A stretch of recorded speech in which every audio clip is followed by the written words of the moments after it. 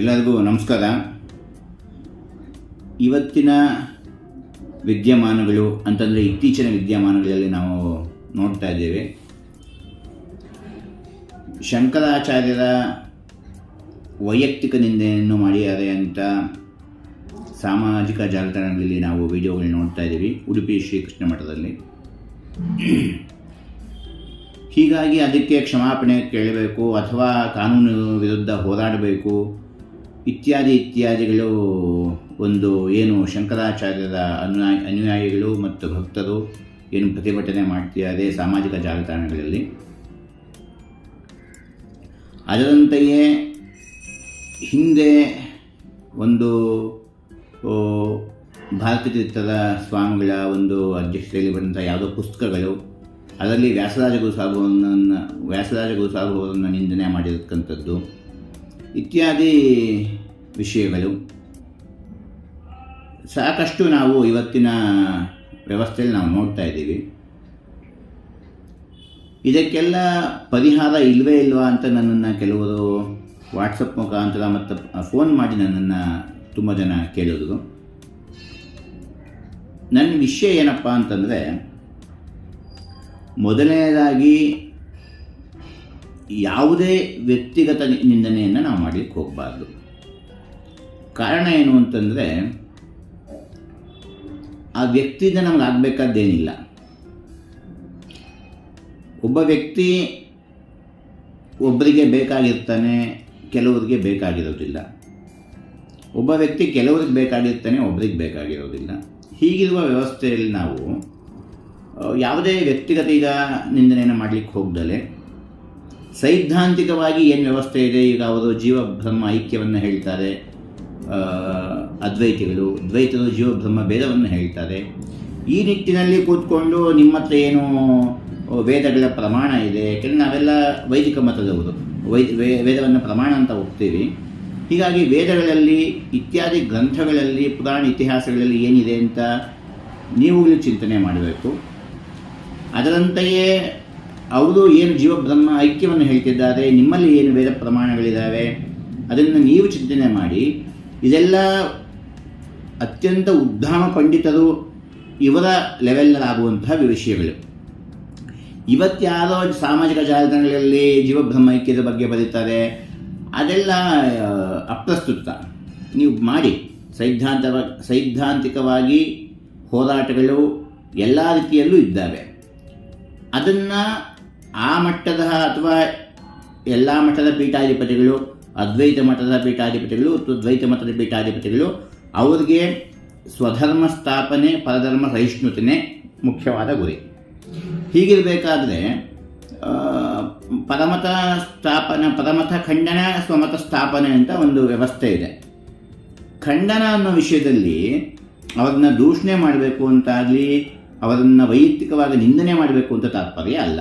ಪರಮತ ಖಂಡನ ಅಂದಾಗ ಅವರ ತಿಳಿದುಕೊಂಡಿರುವಂತಹ ವಿಚಾರವನ್ನು ತಪ್ಪು, ಈ ಪ್ರಮಾಣಗಳಿಂದ ತಪ್ಪು ಅಂತ ತೋರಿಸ್ಕೊಡ್ಬೇಕೇ ಹೊರತು ಅವರನ್ನು ವೈಯಕ್ತಿಕವಾಗಿ ನಿಂದನೆ ಮಾಡ್ಬೋದು. ಅಥವಾ ಅದ್ವೈತಿಗಳು ದ್ವೈತ ಮತದವರನ್ನ, ಮಧ್ವಾರಾಯರನ್ನಾಗಲಿ ಅಥವಾ ವ್ಯಾಸರಾಜರನ್ನಾಗಲಿ ನಿಂದನೆ ಮಾಡುವುದು ಸಹಿಸಲಿಕ್ಕಾಗೋದಿಲ್ಲ. ಅದರಂತೆಯೇ ದ್ವೈತಿಗಳು ಶಂಕರಾಚಾರ್ಯರನ್ನು ನಿಂದನೆ ಮಾಡೋದಾಗಲಿ ವೈಯಕ್ತಿಕ ನಿಂದನೆಗಳನ್ನು ಸಹಿಸಲಿಕ್ಕೆ ಆಗೋದಿಲ್ಲ.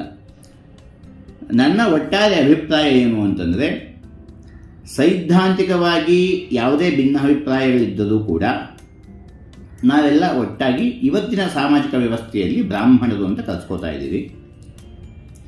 ನಿಮ್ಮ ಆಚಾರ ವಿಚಾರಗಳು ಅಥವಾ ಏನು ವ್ಯವಸ್ಥೆಗಳಿದ್ದಾವೆ, ವೈಯಕ್ತಿಕ ವ್ಯವಸ್ಥೆಗಳು, ಅದನ್ನು ನಿಮ್ಮ ಮನೆಯಲ್ಲಿ ಇಟ್ಕೋಬೇಕಾಗುತ್ತೆ ಅಥವಾ ನಿಮ್ಮ ಮಠಗಳಲ್ಲಿ ಇಟ್ಕೋಬೇಕಾಗುತ್ತೆ. ಯಾರೇ ಆಗಿರ್ಬೋದು, ಅದು ತ್ರಿಮತಸ್ಥರಿಗೂ ಇದು ಅನ್ವಯ ಆಗ್ತಾ ಇದೆ. ನಿಮ್ಮ ಏಕಾದಶಿ ಉಪವಾಸಗಳು, ನಿಮ್ಮ ಆಚರಣೆಗಳು, ನಿಮ್ಮ ರುದ್ರಾಭಿಷೇಕಗಳು ಅಥವಾ ನಿಮ್ಮ ಏನು ನಮ್ಮ ಶ್ರೀ ವೈಷ್ಣವರಲ್ಲಿ ನಾವು ಕಳ್ಕೊಂಡ್ಬಂದಿದ್ದೀವಿ ಅವರ ಪೂಜೆ ಪುರಸ್ಕಾರಗಳು ಎಲ್ಲವೂ ವೈಯಕ್ತಿಕವಾಗಿ ಅವರವರ ಪರಿಧಿಯಲ್ಲಿ ನಾವು ಇಟ್ಕೋಬೇಕಾಗತ್ತೆ. ನಾವು ನಮ್ಮ ಮನೆಯಿಂದ ಅಥವಾ ನಮ್ಮ ಸಂಸ್ಥೆಯಿಂದ, ನಮ್ಮ ಮಠಮಾನ್ಯಗಳಿಂದ ನಾವು ಆಚೆ ಬಂದಾಗ ಸಾಮಾಜಿಕವಾಗಿ ನಾವೆಲ್ಲರೂ ಬ್ರಾಹ್ಮಣರು ಅಂತ ಗುರುತಿಸ್ಕೋಬೇಕು ಅನ್ನೋದು ಇವತ್ತಿನ ಒಂದು ಮುಖ್ಯ ಗುರಿಯಾಗಿದೆ. ಹೀಗಾಗಿ ಯಾವುದೇ ವೈಯಕ್ತಿಕ ನಿಂದನೆಗಳನ್ನು ಮಾಡಬಾರದು ಅನ್ನೋದು ನನ್ನ ಉದ್ದೇಶ. ಸೈದ್ಧಾಂತಿಕವಾಗಿ ನೀವೆಲ್ಲ ಹೋರಾಡಿ ಇವತ್ತಿನ ಪರಿಸ್ಥಿತಿ. ಆಮೇಲೆ ಇನ್ನೊಂದು ನನ್ನ ವಿಷಯ ಏನು ಅಂತಂದರೆ, ಈಗ ಶಂಕರರು ಅವರು ಮಣಿಮಂತ ದೈತ್ಯ ಅಥವಾ ರುದ್ರ ಅವತಾರ ಅಂತ ಇಟ್ಕೊಂಡು, ಮಣಿಮಂತ ದೈತ್ಯ ಅಂತ ಇವರೇನು ಕರೀತಾರೋ ಮಧ್ವರು ಕರೀಲಿ, ಇಲ್ಲ ಅವರು ರುದ್ರದೇವರ ಸಾಕ್ಷಾತ್ ಅವತಾರ ಅಂತ ಏನು ಕರೀತಾರೋ ಕರೀಲಿ. ಆದರೆ ಅವರು ಹೇಳಿರುವಂಥ ಸಿದ್ಧಾಂತ, ಈಗ ಶಂಕರಾಚಾರ್ಯರನ್ನ ನೀವು ರುದ್ರದೇವರು ಅಂತ ಒಪ್ಕೊಂಡ್ರೂ ಕೂಡ ಅವರು ಹೇಳಿರುವ ಸಿದ್ಧಾಂತವನ್ನು ನಾವು ಒಪ್ಲಿಕ್ಕಾಗತ್ತಾ ದ್ವೈತಿಗಳು? ಯಾಕೆ ಅಂತಂದರೆ, ನೀವೇನು ಪ್ರಮಾಣವನ್ನು ಕೊಟ್ಟು ಹೇಳ್ತೀರೋ ಆ ಪ್ರಮಾಣ ಪುರಸ್ಕರವಾಗಿ ವಿಚಾರಗಳ ಧಾರೆ ಎಳೆಯಬೇಕೇ ಹೊರತು ಯಾವುದೇ ವೈಯಕ್ತಿಕವಾದಿಂದ ಯಾವುದೇ ಉಪಕಾರಗಳು ಪ್ರತ್ಯುಪಕಾರಗಳು ಇರೋದಿಲ್ಲ ಇವತ್ತಿನ ಸಾಮಾಜಿಕ ವ್ಯವಸ್ಥೆಯಲ್ಲಿ. ಹೀಗಾಗಿ ಇದಕ್ಕೆಲ್ಲ ಒಂದು ವ್ಯವಸ್ಥೆಯನ್ನು ಮಾಡಬೇಕಾಗತ್ತೆ. ಇನ್ನು ಕಾನೂನಿನ ಪ್ರಕಾರ ನೀವು ಧಾರ್ಮಿಕ ಭಾವನೆಗೆ ಧಕ್ಕೆ ಬರುತ್ತೆ ಅಂತ ಕಾನೂನಿನ ಪ್ರಕಾರ ಯಾರು ಒಂದು ವ್ಯವಸ್ಥೆ ಮಾಡಲಿಕ್ಕೆ ಹೋದರೆ ಏನಾಗ್ಬೋದು ಅಂತ ಒಂದು ಆಲೋಚನೆ ಮಾಡೋದಾದರೆ, ಒಂದು ಕೇಸ್ ಹಾಕ್ಬೋದು, ಅಥವಾ ಅವರ ಇನ್ಫ್ಲೂಯೆನ್ಸಿಂದ ಅಥವಾ ಇವರ ಇನ್ಫ್ಲೂಯೆನ್ಸಿಂದ ಆ ವ್ಯಕ್ತಿನ ಕರ್ಕೊಂಡೋಗಿ ಜೈಲಿಗೆ ಹಾಕ್ಬೋದು, ಅವರಿನ ಮೇಲೆ ಬೇಲ್ ಮೇಲೆ ಹೊರಗೆ ಬರ್ಬೋದು, ಅದು ಮುಂದೆ ನ್ಯಾಯಾಲಯಕ್ಕೆ ಹೋಗ್ಬೋದು. ಈ ನ್ಯಾಯಾಲಯದಲ್ಲಿ ಅಲ್ಲಿ ಕೂತಂತಹ ವ್ಯಕ್ತಿಗಳು ಈ ಧರ್ಮಶಾಸ್ತ್ರದ ಬಗ್ಗೆ ಮತ್ತು ಈ ಅದ್ವೈತದ ಬಗ್ಗೆ ಮತ್ತು ದ್ವೈತದ ಬಗ್ಗೆ ಎಷ್ಟು ಮಟ್ಟಿಗೆ ಅವರ ಆಳವಾದ ಜ್ಞಾನ ಇರುತ್ತೆ ಅನ್ನೋದನ್ನು ನಾವು ಯೋಚನೆ ಮಾಡಬೇಕಾಗುತ್ತೆ. ಸುಮ್ಮನೆ ಇದು ಎಳ್ಕೊಂಡು ಹೋಗುತ್ತೆ ಮತ್ತು ಅದಕ್ಕೆ ಶಿಕ್ಷೆ ಕೊಡಿಸಿದ್ವಿ ಅಂತ ನಾವು ಜಂಡ ಹಾರಿಸ್ಬೋದೇ ಅಷ್ಟೇ ಹೊರತು ಅಲ್ಲಿ ಯಾವುದೇ ಥರದ ಔಟ್ಪುಟ್ ಏನು ಬರೋದಿಲ್ಲ.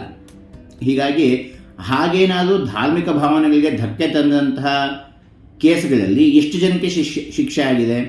ಇಡೀ ಹಿಂದೂಗಳ ಧಾರ್ಮಿಕ ಭಾವನೆಗೆ ಧಕ್ಕೆ ತರ್ತಕ್ಕಂತಹ ಇವತ್ತಿನ ವ್ಯವಸ್ಥೆ, ಅಥವಾ ಯಾರೋ ಭಗವಾನ್ ಅಂತ ಒಬ್ಬ ಮೈಸೂರಲ್ಲಿ ಇದ್ದಾರಲ್ಲ ಆ ಮನುಷ್ಯನ ವ್ಯವಸ್ಥೆ ಎಷ್ಟು ಸಲ ಅರೆಸ್ಟ್ ಆಗಬೇಕಾಗಿತ್ತು ಅಲ್ವಾ?